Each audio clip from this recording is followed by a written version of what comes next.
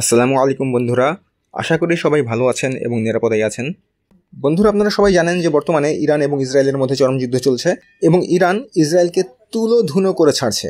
ইসরায়েলের উপর ইরান যেভাবে হামলা করছে তা দেখে আমাদের কলিজা শীতল হয়ে যাচ্ছে।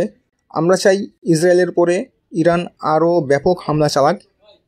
তো যাই হোক বন্ধুরা, আপনারা সবাই জানেন যে বর্তমানে এটা এখন আরবি জিলহাজ মাস চলছে এবং আপনারা এটাও জানেন যে জিলহাজ মাসের 18 তারিখে গাদি রেখম দিবস, যেটাকে ঈদে গাদির হিসাবে পালন করা হয়। বন্ধুরা, আপনারা হয়তো অনেকেই জানেন যে গাদি রেখম দিবসে হজরত সৈয়দনা আলী রাদিয়াল্লাহু তাআলা আনহুকে নবী করিম সাল্লাল্লাহু তাআলা আলাইহি ওয়াসাল্লাম মাওলা হিসাবে সকলের কাছে পরিচয় করিয়ে দেন, অর্থাৎ ওনাকে মাউলিয়াতের অভিষেক প্রদান করেন। তো সেই প্রেক্ষিতে আমরা চাই যে এই গাদি রেখম দিবসের এই মাসে ইসরায়েলের উপরে ইরান ব্যাপক হামলা চালাক।